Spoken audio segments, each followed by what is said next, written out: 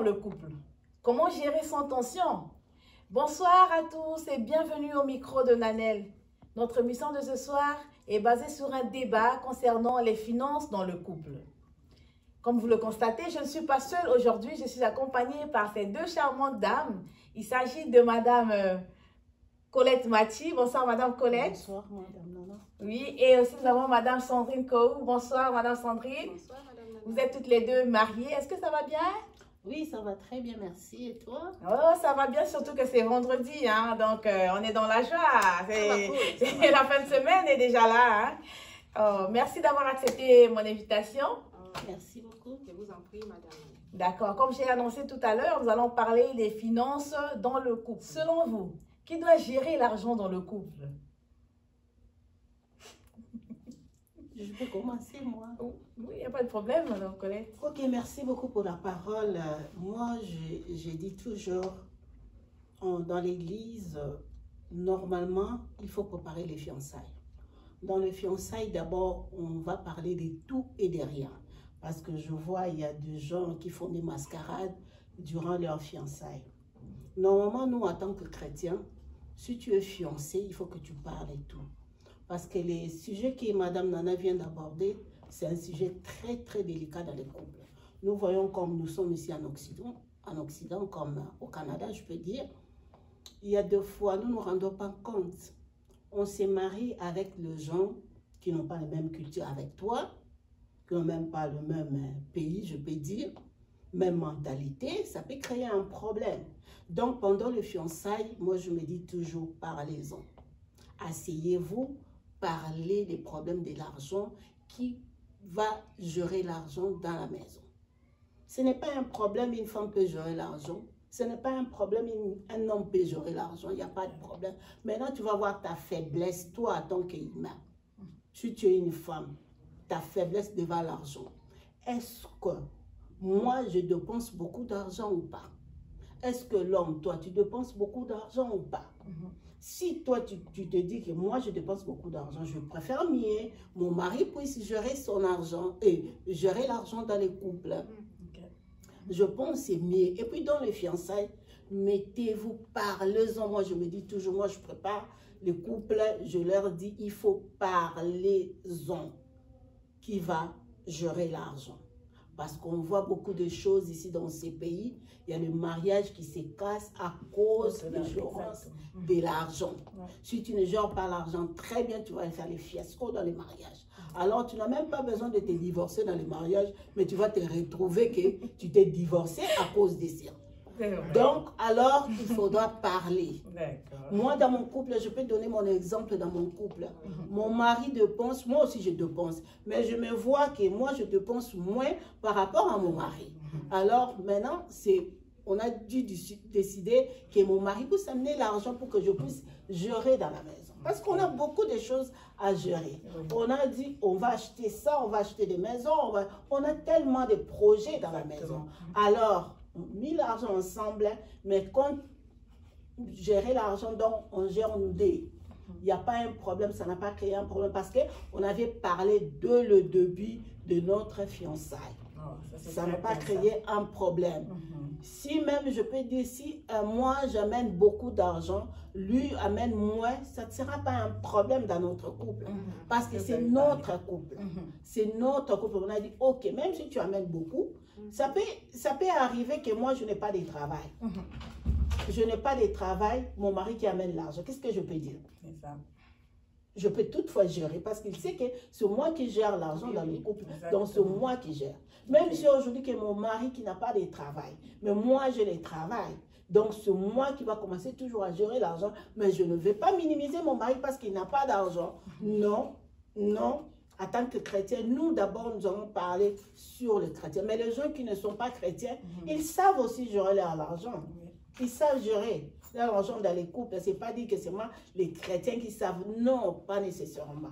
D'abord, la sagesse. Dieu nous donne la sagesse et l'intelligence. Je ne peux pas monopoliser la parole, alors je laisse d'abord la parole. Ça c'est très bien, Madame Colette. Donc, si je comprends bien, dans votre couple, c'est vous qui gérez l'argent. Oui, hein? Oui, c'est moi qui gère. Ah, d'accord. Donc, ça c'est bien ça. C'est économiste, comme tu viens de dire.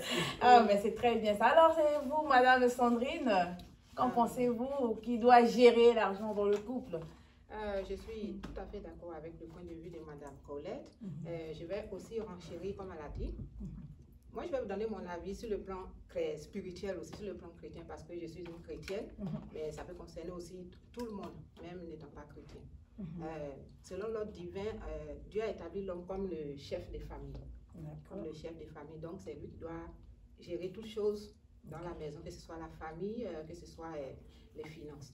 Mais s'il arrive que l'homme n'a pas cette compétence d'économiste et d'économe, comme on le dit, il peut arriver qu'il peut léguer ce pouvoir légal à la femme, qui si elle a ce don, elle a beaucoup d'expérience dans la matière, elle peut prendre le relais et gérer les finances, mais toujours est-il que le mari doit avoir la supervision pour que le rôle de chef lui revienne. Moi, je donne mon exemple. Moi, par exemple, concernant l'argent, je suis vraiment nulle dans tout ça. Même les mathématiques, je ne sais rien. Je dépense beaucoup. Donc, complètement, c'est pas parce que c'est l'homme, ok, mais c'est lui qui est plus économe, mon mari qui est plus économe. Donc, c'est à lui que je confie tout. Tout ce qui est gestion des billes, je veux dire des factures, des dépenses, tout. C'est lui qui le fait parce que je ne veux pas me casser la tête avec. D'accord. Je ne veux pas me casser la tête avec. Donc, c'est lui qui gère les finances. Et là, ça marche, ça va vraiment.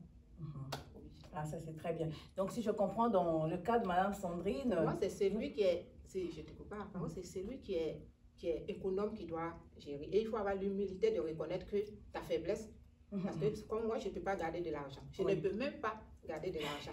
Donc, c'est normal, c'est lui qui gère tout, comme on le dit. Ah, d'accord. Voilà. Mais donc, c'est comme si vous allez dans le même point d'idée. En fait, vous allez dans la même vision, parce qu'elle aussi, elle dit que c'est la personne qui est quand même plus économe, qui peut gérer les finances, au lieu que ça soit... Ouais. Ah, d'accord. Donc, c'est bien alors. Et aussi, je voudrais ajouter qu'il faut, comme elle a dit, il faut la communication, la transparence aussi dans la gestion. C'est pas parce que toi, tu gères et que tu vas faire des coups bas, comme on le dit, et puis tu ne vas pas être sincère quand c'est le moment de faire les comptes. Parce qu'il ne suffit pas, c'est vrai, c'est parce que j'ai confiance. Même si je ne sais pas gérer l'argent, c'est parce que j'ai confiance en mon mari, que je lui confie tout, que je ne regarde même pas. C'est parce que je sais qu'il va garder l'argent comme il le faut. Et à chaque fois, il me fait le point. Parce que je n'oublie pas l'argent aussi. C'est ça, hein? Dans la souffrance, on travaille. C'est ça, oui. Tantôt, je demande combien on a là-bas, là. Oui, on dit que la confiance n'exclut pas le contrôle. Donc, donc, à chaque fois, je demande combien on a là-bas. Combien on a là-bas, même si je fais les dépenses, mais parfois, je reviens. Combien on a? Et qu'est-ce qu'on doit faire, si on doit augmenter ou pas, tout ça. Voilà, c'est un peu comme ça. D'accord, ça c'est très bien. Mais que pensez-vous de l'idée d'avoir un compte conjoint? Comme souvent j'entends parler, bon, dans la communauté, même partout là où je vais, lorsqu'on parle un peu des finances dans le couple, certaines personnes se disent que c'est mieux d'avoir un seul compte pour les deux partenaires, un compte conjoint. Qu'est-ce que vous en dites à propos? Moi, je ne suis pas tout à fait d'accord avec ce point de vue. Selon moi, c'est vrai, comme on le dit, ça dépend de votre... Depuis le mariage, on a dit communauté des biens ou séparation des biens. Communauté des biens, c'est vrai, on va avoir un compte commun. Un compte commun, mais chacun a son petit compte. D'accord. Ça, c'est comme ça, toujours selon moi. On a le compte commun où on fait les épargnes ensemble. Et chacun a son compte personnel où le mari n'a pas, je ne peux pas dire qu'il n'a pas droit, parce que c'est peut voir, mais c'est ça, c'est moi qui gère ce petit compte pour mes besoins personnels, pour la famille, tous ces trucs. Parce qu'à chaque fois, je ne vais pas aller puiser dans le compte commun, mon mari donne-moi. Donc, comment on le fait? Il y a un compte commun où chacun sait ce qu'il a déposé pour les épargnes et aussi chacun sait ce qu'il a à mettre dans son compte personnel et puis il n'a pas de compte à rendre à l'autre. Et c'est comme ça. Mon mari aussi a son petit compte là-bas et puis il gère, moi je ne sais pas ce qu'il met. Et à moi, on a toujours ce compte conjoint. Donc, ce qui veut dire peut-être qu'il y a trois comptes. Chacun a son compte et le compte commun que tous les deux, chacun gère. Voilà. C'est un peu comme ça. D'accord. Ok, moi je dirais personnellement, moi je donne toujours à mon expérience. Moi, je n'ai pas aimé les comptes conjoints. Pourquoi? Parce que mon mari a ses dépenses, moi aussi, je me dépense en dehors de la maison. Parce que nous venons d'abord de l'Afrique. Il faut savoir, on a nos familles au pays. Les familles au pays demandent à ce que nous puissions les aider. Mais ne pas dire qu'avoir un compte commun, ça a créé un problème. Non. C'est juste, on a parlé de ça. Tu peux avoir ton compte personnel. Moi aussi, je peux avoir mon compte personnel. On peut avoir nos savings à part aussi, comme moi, je le fais. Nos savings à part. Ça marchait toujours. Mais je sais, il y a d'autres couples, ils mettent l'argent ensemble. Ça marchait aussi. Ça dépend d'un couple à un autre. La façon dont vous allez s'asseoir et parler. C'est toujours normal. Moi, je ne me dis pas qu'il faut avoir seulement un compte commun. Non. Ça marche toujours que vous ayez les comptes conjoints ou pas. Non. C'est le problème seulement de parler. Comme on dit toujours, ma sœur vient de dire, la communication est très importante. Est très importante à la maison, dans un couple. Mais les gens ne savent pas ça. Les petites choses, là, moi, je me dis toujours, les petites choses qui créent des divorces. Moi, personnellement, je n'aime même pas les divorces. Je n'aime pas ce mot-là. Alors, c'est ça, je me dis, ça dépend d'un couple à un autre. Vous pouvez mettre ensemble, vous pouvez mettre... Parce que moi aussi, je me dis, j'ai besoin d'acheter même les slips ou je peux acheter la gomme pour marcher. Je vais toujours demander à mon mari, non, non, j'ai mon compte, je peux prendre, j'ai aussi quelque chose, je peux garder chaque fois, je me promène avec mon 100 $ ici, si je vois des choses, je vais acheter comme à la maison, j'achète des choses. Donc, le compte commun, ce n'est pas un problème. Ce n'est pas un problème dans un couple, seulement que vous vous asseyez par raison, donc ça va marcher. Donc, il y a des couples comme ça, ils mettent ensemble et ça marche. Il y a d'autres qui mettent ensemble et ça ne marche pas. Il y a d'autres qui ne mettent pas ensemble et ça ne marche pas toujours pas. Donc, seulement toi-même, oui, ça dépend d'un couple à un autre. C'est ce que moi je dirais. Ah, d'accord, c'est très bien. Je dis, certaines personnes disent que lorsqu'ils ont un compte conjoint, c'est pas bien, c'est risqué parce qu'au cas où il arrive à une séparation, ça crée souvent des problèmes. Soit c'est l'homme qui prend, il bloque le compte et tout pour lui seul, et puis soit c'est la femme pour priver l'autre parce qu'ils ne sont plus ensemble, et ça crée des problèmes. Voilà pourquoi ils n'aiment pas avoir des comptes conjoints. Mais qu'est-ce que vous en pensez à propos de ça? Moi, je sais, c'est ça que je viens de dire. C'est toujours, c'est ça. Moi, je connais une amie à moi. Il faisait avec son mari, il mettait des comptes conjoints. Par après, elle s'est retrouvée qu'il a zéro d'argent. Le mari, il a tout bouffé. C'est comme ça, il m'a dit, à partir d'aujourd'hui, Colette, moi, je ne peux pas mettre les comptes conjoints. Même on dit, même on explique, mais les gens montent et descendent. Je ne mettrai plus jamais à cause de manque de confiance. C'est ça le problème, on dit toujours, manque de confiance. Comment moi, je me dis, avec mon mari, on met compte commun. Et maintenant, là, toi, tu as utilisé sans pour autant me dire. Ça, c'est la malhonnête. C'est ça. Ça, c'est malhonnête. Alors, il faut que nous soyons vraiment sincères dans l'amour. Parce que je t'aime. Je t'aime. Je t'aime. Alors, il faut que nous soyons sincères. Pourquoi tu vas mentir? Donc, on ne peut pas bâtir notre mariage dans le mensonge. Non. Non. Et il y a aussi un problème là, ici, surtout, concernant toujours les finances dans le couple. Ça concerne l'argent des subventions des études des enfants. Souvent, les couples se séparent à cause de cet argent-là. Ils se disent que soit c'est la femme qui s'accapare de cet argent et il fait ses dépenses à sa façon, soit l'homme veut, ou soit c'est la femme qui gère pour les études des enfants aussi. Elle est vraiment correcte avec ça. Mais le monsieur, il dit non, il faut prendre cet argent, faire des dépenses avec. Et puis ça crée vraiment des sérieux problèmes dans le couple. Qu'en pensez-vous? Bon, moi, je dirais d'abord, il faut avoir l'information.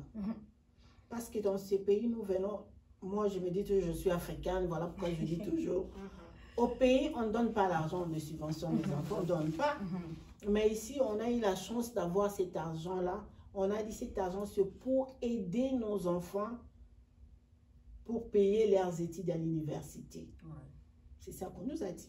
Mais il y a d'autres personnes qui ne savent pas ça. D'autres couples ne savent pas ça. Ils vont bouffer cet argent. Ce sont deux pas aussi de la coupe. Si tu es informé, donc tu diras que oui, cet argent on m'a donné, je vais épargner une partie, pas tout quand même. Et puis les gens oublient aussi, cet argent quand on donne, ça dépend aussi des comptes de la famille. Oui. Et ça dépend aussi des couples, parce qu'il y a des couples ici qui sont des célibataires. On donne l'argent selon les couples célibataires, selon le revenu aussi du couple. C'est ça que les gens oublient. il faut mettre en tête comme ça. Si vous êtes ensemble, votre dossier à l'immigration, vous êtes ensemble, vous allez, si vous avez aussi beaucoup de revenus, on va vous donner aussi un peu d'argent. Un peu d'argent, je peux donner comme $100 par mois. Et alors, $100 par mois, vous pouvez garder aussi $50. $50, vous pouvez du lait et des couches pour l'enfant. Tu ne peux pas bouffer tout aussi quand même, non. Mais il y a d'autres femmes qui reçoivent $500, $300 par mois. Vraiment, je me dis, mets quelque chose à côté pour ton enfant. Nous sommes venus ici, moi comme moi, je fais les études, je pris les prêts, pardon, je pris les prêts pour aller à l'école. Donc, je vais rembourser, quelque part, je vais rembourser. Alors, je vais encore faire pour mes enfants aussi, pour aller à l'école, il faut prendre encore le prêt. Non, aussi longtemps que le gouvernement donne cet argent. Donc, quand le gouvernement donne cet argent pour que mes enfants ne puissent pas prendre encore le prêt plus tard. Non, non. C'est très bien ça. Oui. D'accord. Moi, pour ce point, comme on le dit, il faut rendre à César ce qui est à César. Oui. Cet argent, on dit c'est pour les enfants. Oui. Alors, je connais des parents qui s'achètent des grosses voitures, sans penser même à l'avenir de cet enfant. Je me demande si vraiment ces parents-là aiment vraiment leur enfant. Parce qu'on voit ce qu'il y a dans les prêts scolaires. Moi-même, je ne dors pas actuellement à cause de ces prêts. Donc, imagine infliger ça à ton enfant. À partir de 17 ans, 18 ans, déjà, l'enfant est endetté. Nous, déjà, on est déjà des vieilles personnes endettées. C'est pas grave, on peut gérer. Oui. Avec tout ce stress. Mais ton enfant, à partir de 17 ans, déjà endetté, tu vois ce que ça fait. Donc, les parents, sérieux, gardez l'argent là pour vos enfants. Gardez vraiment cet argent pour vos enfants. Parce que là, c'est... Demain, les enfants vont vous accuser de sorciers, excusez-moi du terme, mais là, c'est ce qui va arriver. Oui, on connaît des enfants qui se fâchent contre leurs parents. Mais qu'est-ce que vous avez fait des subventions qu'on nous donnait? Qu'est-ce que vous avez fait? Aujourd'hui, nous sommes adultes, on est incapables d'aller à l'université. Donc, vraiment, il faut faire attention avec ça. Si les parents aiment vraiment les enfants, il faut vraiment garder cet argent pour assurer l'avenir. C'est vrai, c'est un piège cet argent. Quand tu le reçois, tu te dis tu as beaucoup d'argent, c'est une entrée d'argent facile, mais au plus tard, tu vas le payer. Ça, c'est clair. Ça, c'est vrai. Alors, mesdames, je pense que nous sommes à la fin de cette émission. J'aimerais juste vous demander si vous avez un autre conseil concernant la façon de gérer les finances. Comme nous venons de parler, si vous pouvez avoir un autre conseil pour donner à toutes les personnes qui nous suivent. Et puis, on va clôturer. Bon, à la fin de tout ce qu'on vient de dire, comme on revient encore, c'est la confiance. La confiance. Comme la gestion de l'argent dans le couple. Tu connais ton homme. Tu ne peux pas dire je ne connais pas mon mari, quelqu'un avec qui tu vis. Tu le connais depuis la base. Comme Mme Colette a parlé des fiançailles. Depuis longtemps, tu le connais. Souvent, nous les femmes, on connaît bien l'homme. Mais tellement on veut se marier, on va là-bas. Et demain, quand il y a des problèmes, on accuse encore. Non. Tu connais ton mari, tu sais si tu dois lui confier ou pas la gestion de l'argent. Dans le couple, tout le monde sait qui est. Vous pouvez savoir qui peut gérer l'argent ou pas. Alors, il faut être humble de reconnaître que tu ne peux pas gérer, puis confier à l'autre. Et puis, il faut être transparent, comme je le dis, transparent dans la gestion. D'accord. Il y va de la suivi de votre couple. D'accord. Vraiment, merci beaucoup. Et Madame Colette? Ok, merci. Moi, je voulais juste ajouter pour la conclusion, les gens qui vont suivre cette vidéo, en tout cas, essayent d'avoir des informations. Dans la vie, il faut que tu sois informé, formé dans la vie. Dans le couple, c'est un package. Quand on dit nous sommes dans le couple, c'est un package. Il y a beaucoup de choses que tu vas retrouver. Après, tu dis non, non, non, je ne vais pas. Non, avant d'entrer d'abord, renseigne-toi. Qu'est-ce que nous avons fait? Comment je vais mettre mon pas? Comment je vais mettre mes pas dedans? Il faut que tu te renseignes avec le monsieur et nos projets. Comment ça va aller? Donc, parler. Moi, je dis toujours parler. Sois ouvert. Sois ouvert de poser des questions. Je sais qu'il y a d'autres hommes qui n'aiment pas les questions. Non, non. C'est pour notre avenir. C'est pour notre avenir. Nous voulons bâtir un avenir qui est bien solide. Parler. Pour le problème d'argent des enfants, dont je dis toujours, gardez un peu, mettez un peu à l'épargne pour les enfants. Les études dans ces pays, surtout l'université, c'est trop cher. C'est trop cher. Collège, ça revient à peu près à 17 000 $.